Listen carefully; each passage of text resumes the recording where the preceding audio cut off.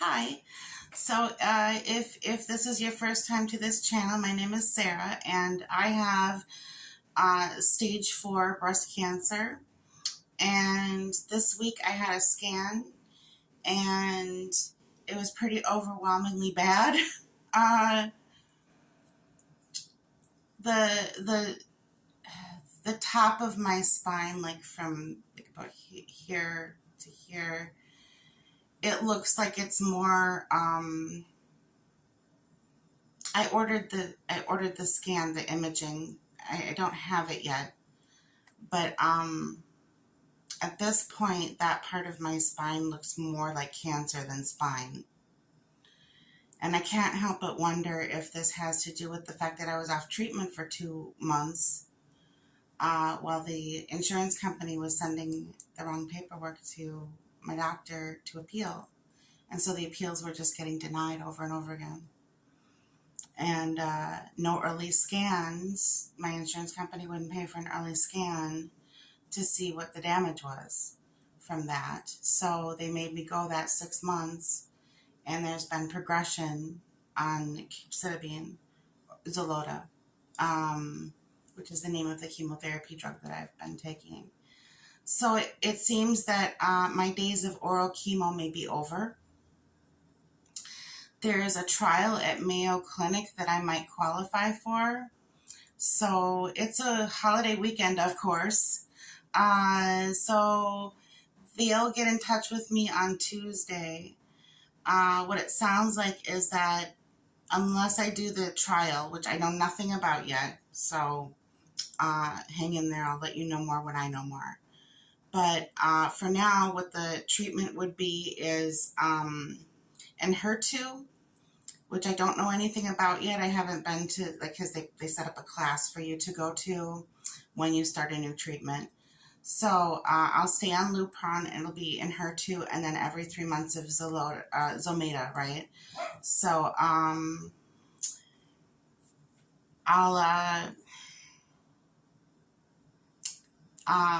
that would be an IV kind of infusions. So they would be implanting a port. So this new drug is called Enhertu, and until I know more about the new, like the trial that they'll be offering me through Mayo, Enhertu will be lowering my immune system. I'll be losing 30 to 40% of my hair, which is already pretty thin compared to what it used to be. And then that'll be permanent until either I can't tolerate it anymore or until it stops working and then there's more progression. I'm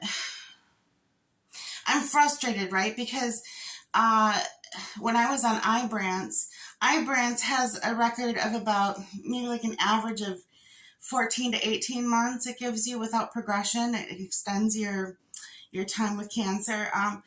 And it worked for me for like 4 years.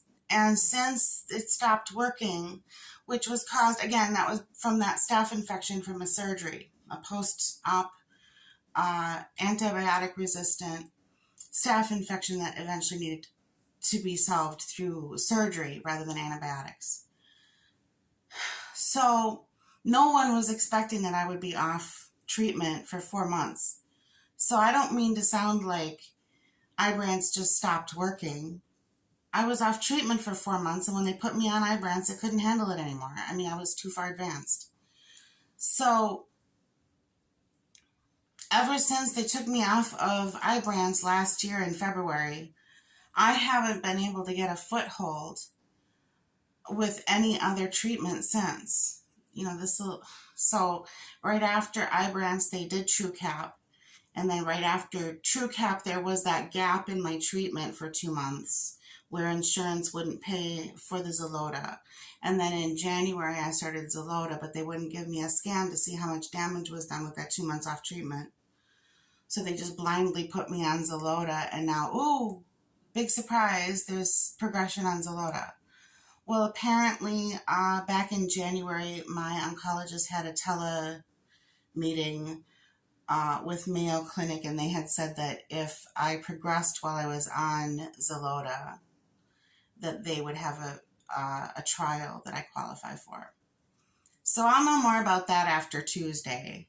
This coming week sounds like it's going to be a bit of a whirlwind. Monday, of course. Monday is a holiday, so everything's closed. And then Tuesday, I'll be getting this call from Mayo Clinic. And then also next week, I'll be getting an education course about this Enhertu medication.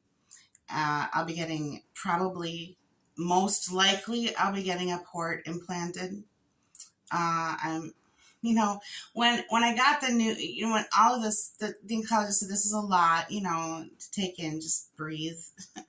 And it kind of hit me when I went for my Lupron shot. The nurse that was giving it to me, when I sat down in her chair, I just kind of had some tears. And she, oh, what's wrong? What's wrong? She says. And I said, oh, it's a lot of progression. I'm going to need a port now. And, it's just the most progression we've seen so far, essentially. And she kind of leaned back and went, oh, whew, I thought you were going to tell me that they told you to put your affairs in order. Well, that puts stuff in perspective. So, okay. All right. This isn't the worst news at all, but it was still a shock. And it was still, anytime that this disease progresses, it's a bit of a shock. And it progressed more than I had ever seen it progress in one go. Drink water. So we, I'm going to bring my husband with me to the first education, like that little class, 2 ears, 2 pairs of ears are better than one for this type of situation. I'll be going, if I go the Mayo Clinic route with the trial, it sounds like that clinic is like across state, so I'll be traveling like 4 or 5 hours to get to them. So that's something to consider when I'm making my decisions. Another thing to keep in mind is just, not just the logistics of like where it is, but also the American Cancer Society has rides if you have a difficult time getting to your appointments. And I think that we bought a new used car earlier this year because our other car didn't want to go into gear anymore. And it's not really worth fixing the transmission on that car anymore. So anyways, we bought a new vehicle and it's already experiencing like some overheating issues.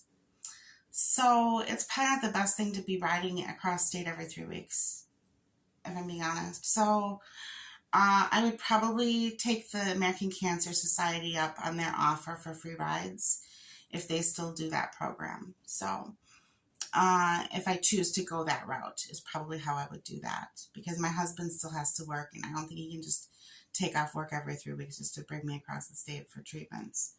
But this is the nature of the game of cancer. So I'm just trying to look on the bright side of things as much as I can, and that there are still treatment options, and that they aren't telling me to put my affairs in order.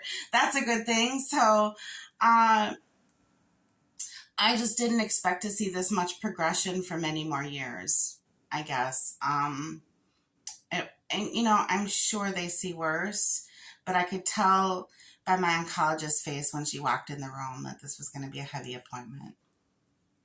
And it was. And, I knew right away. I said, there's progression. And she's like, yeah, there's been quite a bit more progression than we were expecting. And I said, let me guess it's in my spine, because I've been having aches in my back. But now I don't think that the back pain is severe, but I did ask her if I made the wrong decision, maybe if I had radiation, if that would have slowed some of this. And she said, no, that radiation is so targeted, they would have just targeted one lesion. And there's so many lesions now that it leads her to believe that I made the right decision by not having radiation this past year. So, you know, you just sometimes got to follow your gut, I guess. I don't, you know, like I said in my last video, I don't have any wisdom to impart. There's no advice here. These are just my experience, my cancer journey, my experiences. So I don't know a whole lot else. As I find out more, I will pass that along to you. I'll make another video in the near future. I just wanted to update because I did have that scan and I was expecting, because my tumor markers were low, but with my cancer, in my case, tumor markers aren't always a good indication of anything. So this is why they do scans. But also, the whole thing with President Biden, former President Biden has stage 4 prostate cancer. It's a little similar to my cancer in that it's hormone receptor positive and it's also in his bones. It's metastasized into his bone. First of all, cancer happens. Second of all, metastasis happens. These are not necessarily, he didn't necessarily have a bad doctor. When you're his age, if they catch cancer at like stage 2 or 3, they go into this thing where they treat that stuff really aggressively. They try to put you in remission or they try to cure you. And that's a really aggressive thing. And a man his age, they could very easily wreck him with that kind of aggressive therapy. However, at stage 4, like me, the goal is simply to catch the disease and stop it from continuing. The goal is no longer remission or a cure.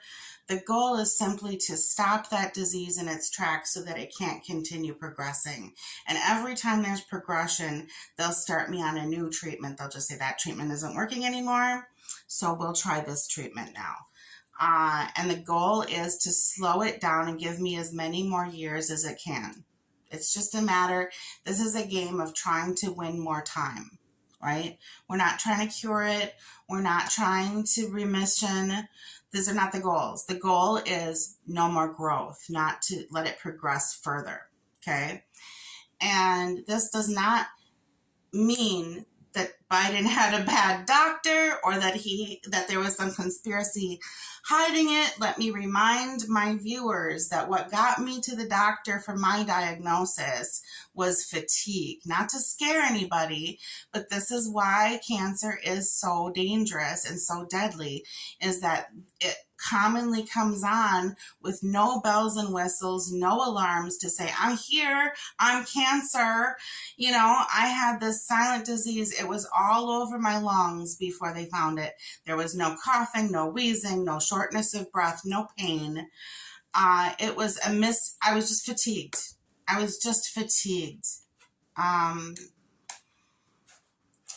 This happens. So anyway, my husband just got home from work, so I want to say hello to him. I just wanted to keep everyone up to date, and I will update again when I know more. So have a great day. Please be kind to yourself and others. I love you so much. Thanks for watching. Bye.